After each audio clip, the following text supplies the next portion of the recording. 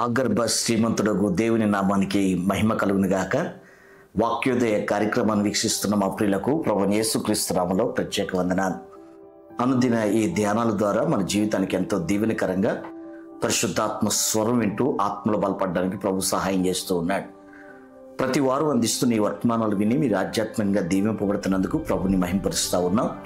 క్రీస్తునందు దేవుని బిడ్డలారా, 7 జాతులను వెళ్ళగొట్టడం, 7 జాతుల దేశాలను స్వాధీనపరచుకుంటాం పాత నిబంధన దర్శనం అయితే, సర్వ సృష్టికి వెళ్ళి సువార్త ప్రకటించడం కొత్త నిబంధన యొక్క ఆశయం. దేవుని రాజ్యంలో మనము హక్కుదారులుగా నిలబడాలంటే 7 స్వభావాల జాతులను వెళ్ళగొట్టాలి, సర్వ సృష్టిని దేవుని రాజ్యంగా మార్చాలి. అలా 7 జాతులను వెళ్ళగొడుతున్నప్పుడు వెళ్ళిపోయినటువంటి శత్రువులు తిరిగి మరలా మా భూమి ఎప్పుడు దొరుకుతుందా అని చెప్పి వాళ్ళు అరులు జాచి ఎదురు చూసినట్లుగా మనం విడిచిపెట్టినటువంటి మన స్వభావం, మనం విడిచిపెట్టిన పాపం కూడా తిరిగి మరలా మనలోకి ప్రవేశించడానికి ఎంతో ఎదురు చూస్తూ ఉంటుంది. అందుకే క్రైస్తవ జీవితంలో మారుమనసు పొంది రక్షింపబడిన తర్వాత ఆత్మచేత నడిపింపబడుతూ భయముతో వణుకుతో రక్షణని కొనసాగించడం చాలా కీలకమైంది. అందుకే పౌలు దేవుని యొక్క వాక్యంలో సంఘము అనగా, క్రైస్తవుడు అనగా, దేవుని కుమారుడు అనగా పరిశుద్ధపరచబడి పరిశుద్ధతను కొనసాగిస్తున్నవాడు అనే విషయాన్ని కొరింథీ సంఘానికి తెలియజేస్తాడు. ఈరోజు చాలామంది రక్షింపబడిన దినాల్లో ఉన్న వేడి వాడి వారి జీవితంలో లేకపోవడానికి కారణం ఏంటంటే, వారు ప్రారంభ దినాల్లో కలిగి ఉన్న ఆశయాన్ని, ఆలోచనని కొనసాగించలేని వారిగా ఉన్నారు. విశ్వాసులను కర్త, దాన్ని కొనసాగించేవాడైనా యేసు వైపు చూస్తూ భక్తిలో మనం ముందుకు సాగవలసిన వారు ఉన్నాం. క్రైస్తవ జీవితంలో భయము, భక్తి అనేది చాలా ప్రాముఖ్యం. ప్రార్థించకపోయినా, విశ్వాసాన్ని కలిగి లేకపోయినా, సువార్త సాక్ష్యం అందించకపోయినా, సహవాస బలం మనం అనుభవిస్తూ దేవుని ఆలయానికి వెళ్ళకపోయినా ఆత్మలో దిగజారిపోయే ప్రమాదం ఉంది. ఎంతోమంది విశ్వాస వాడ బద్దలైపోయి ఈరోజు అన్యులుగా, నామకార్థులుగా, లేకపోతే పైకి భక్తి కలిగి దాని శక్తిని ఆశ్రయించలేని వారుగా ఉండడం వాక్యంలో, చరిత్రలో మనం గమనిస్తాం. కానీ ఈ దినాల్లో దేవుని రాకడ కొరకు ఆయుత్తపడుతూ మహిమెక్కి దేవుని దర్బారు స్వతంత్రించుకోవాలంటే భయము, భక్తి అనేది చాలా ప్రాముఖ్యం. ప్రియులారా, క్రైస్తవ జీవితంలో భయముతో వణుకుతో ఏం చేయాలో 3 విషయాలు మీకు జ్ఞాపకం చేయాలని ఆశపడుతున్నాను. దేవుని యొక్క వాక్యంలో ఫిలిప్పీయులకు రాసిన పత్రిక 2వ అధ్యాయం 12వ వచనంలో, కాగా నా ప్రియులారా, మీరిప్పుడును విధేయులై ఉన్న ప్రకారం నా ఎదుట ఉన్నప్పుడు మాత్రమే కాక మరి ఎక్కువగా నేను మీతో లేని ఏ కాలమందును భయముతోనూ వణుకుతోనూ మీ సొంత రక్షణను మీరు కొనసాగించాలి. దేవుడు మనల్ని ప్రేమించి తన ప్రియకుమారుడైన యేసుక్రీస్తు ద్వారా ఈ గొప్ప రక్షణ మనకు అనుగ్రహించాడు. చీకట్లోంచి వెలుగులోకి, శాపం నుంచి ఆశీర్వాదానికి, దరిద్రత నుండి దీవెనికి దేవుడు మనల్ని తీసుకొచ్చాడు. పాతవి గతించి సమస్తం నూతనమయ్యాయి. అలా మారిన మన రక్షణ జీవితాన్ని భయముతో వణుకుతో మనం కాపాడుకుంటూ కొనసాగించాలి. ఒకవేళ భయభక్తులు కలిగి మనం కొనసాగించకపోతే మన రక్షణను మనం పాడు చేసుకునే ప్రమాదం ఉంది. ప్రియులారా, ఎందరో విశ్వాసాన్ని, యథార్థతను, పరిశుద్ధతను పాడు చేసుకుని సామాన్యులుగా, అల్పులుగా, సాధారణమైన వ్యక్తులుగా విశ్వాస యాత్రలో ఆగిపోయిన వారిగా చూస్తున్నాం. మీ విశ్వాస జీవితంలో రోషం, కసి, మంట, వైరాగ్యం, పట్టుదల కావాలి అంటే భయముతో వణుకుతో మీ సొంత రక్షణని తుప్పు పట్టకుండా, నష్టు పట్టకుండా, అపవిత్రం అవ్వకుండా, దేవునికి విరుద్ధమైన కార్యాలు చొప్పింపబడకుండా కాపాడుకోవలసిన వారుగా ఉన్నారని ప్రభు నన్ను జ్ఞాపకం చేస్తున్నాను. మీ రక్షణ మీరు ఎలా కాపాడుకుంటున్నారు? దేవుడు ఒకవేళ మీకు బండి ఇచ్చాడు అనుకోండి, ఎంత జాగ్రత్తగా దాన్ని వాడుకుంటారు? ఒకవేళ దేవుడు మీకు కారు ఇచ్చాడు అనుకోండి, ఎంత శుభ్రంగా దాన్ని చూసుకుంటారు? దేవుడు మీకు ఒక ఫోన్ ఇచ్చాడు అనుకోండి, ఆ ఫోన్ని ఎంత జాగ్రత్తగా వాడుకుంటుంటారు? అలాగే దేవుడు అమూల్యమైన, వెలకట్టలేని ఆయన రక్తం ద్వారా మనకి విమోచించిన, దుష్ట యుగం నుండి విమోచించిన రక్షణ మనకు ప్రసాదించాడు.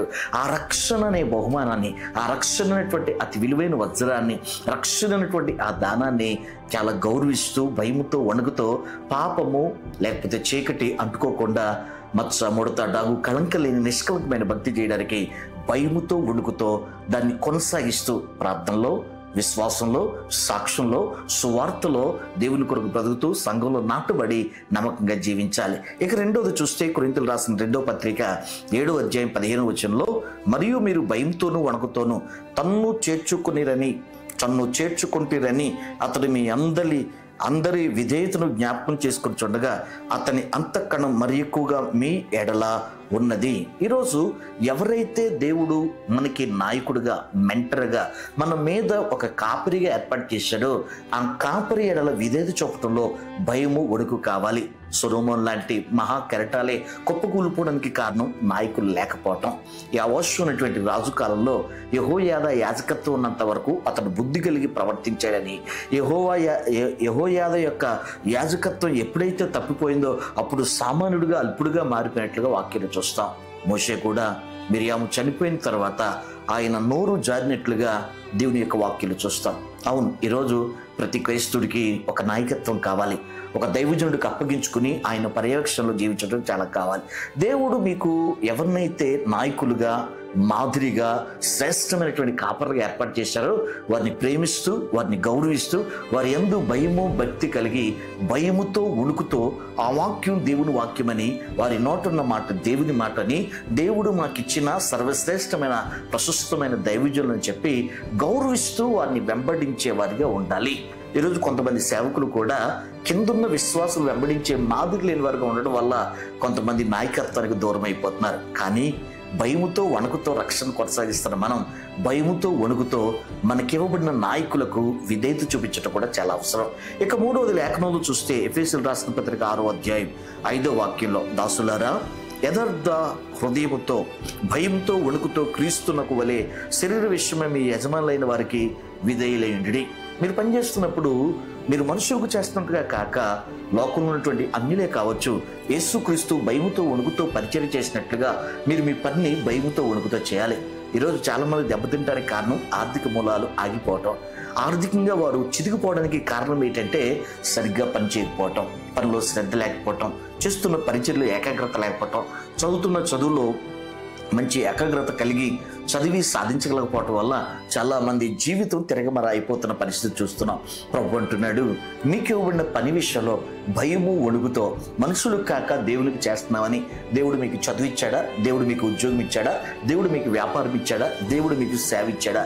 దేవుడు మీకు ఏది అనుగ్రహించాడో ఆ విషయంలో క్రీస్తు వలె భయముతో వణుకుతో మీరు వాటిని కొనసాగించాలి, చెయ్యాలి అనే విషయాన్ని లేఖనం మనకు జ్ఞాపకం చేస్తుంది. రక్షణ విషయంలో భయముతో వణుకుతో మనం ముందుకు సాగాలి. 2 దైవజనుల ఎడల భయము, విధేయత, వణుకు మనకు కలిగి విశ్వాసయాత్రలో దీవెనకరంగా మారాలి. ఇక దేవుడు మనకి ఇచ్చినటువంటి బాధ్యతలు, కుటుంబాన్ని కాపాడుకుంటూ చేస్తున్న పనిలో నమ్మకంగా ఏకాగ్రతగా ఉండడం అతి కీలకమని ప్రభు జ్ఞాపకం చేస్తున్నాడు. ఎప్పుడైతే భయభక్తులు కలిగి మనం కష్టపడతామో మన కష్టార్జితాన్ని దేవుడు దీవిస్తాడు. రుణాలన్నీ తీరిపోయి ఒక స్థిరమైన, సుస్థిరమైన జీవితాన్ని ప్రభు ద్వారా మనం పొందుతాం. కాబట్టి భయంతో వణుకుతో రక్షణ కొనసాగించండి. భయంతో వణుకుతో దైవజనులకు అప్పగించుకోండి. భయంతో వణుకుతో మీరు మీ పనిని బాధ్యత కలిగి చేయండి. అతి కృప పరిశుద్ధాత్మ దేవుడు మీకు అనుగ్రహించను గాక. రండి ప్రార్థన చేసుకుందాం. అద్వితీయ దేవ, మా పితరులైన ఇజ్రాయేలు 7 జాతులను వెళ్ళగొట్టిన తర్వాత శత్రువులు తిరిగి జ్వరబడకుండా కాపాడుకుంటూ విఫలమైపోయారు. రక్షణ పొందిన తర్వాత లోకం, శరీరం, సాతాను మా మీద దాడి చేస్తాయి. ఆ భయంకరమైన పరిస్థితులు మేము జయించడానికి భయముతో వణుకుతో రక్షణ కాపాడుకోవడానికి మీరు మాకు ఇచ్చిన మెంటర్, నాయకుడు, మాకు ఇవ్వబడినటువంటి ఆ యోగ్యమైన దైవ ఆలోచన చెప్పేటువంటి సేవకులను భయముతో వణుకుతో వెంబడించడం మీరు మాకు నేర్పించండి. అంత మాత్రమే కాక మీరు మాకు ఇచ్చిన పని చిన్నదైనా పెద్దదైనా, ఆదాయం చిన్నదైనా పెద్దదైనా బహు జాగ్రత్తగా భయముతో వణుకుతో క్రీస్తు వలె కష్టపడి పనిచేయటం మీరు మాకు నేర్పించండి. అట్టి కృపతో నింపి మమ్మల్ని దీవించమని యేసు నామములో వేడుకుంటున్నాము తండ్రి, ఆమేన్. తండ్రి అయిన దేవుని ప్రేమ, ప్రభువైన యేసుక్రీస్తు వారి కృప, పరిశుద్ధాత్మ కొన్యను సహవాసం సదా మనందరికీ తోడును గాక. ఆమేన్.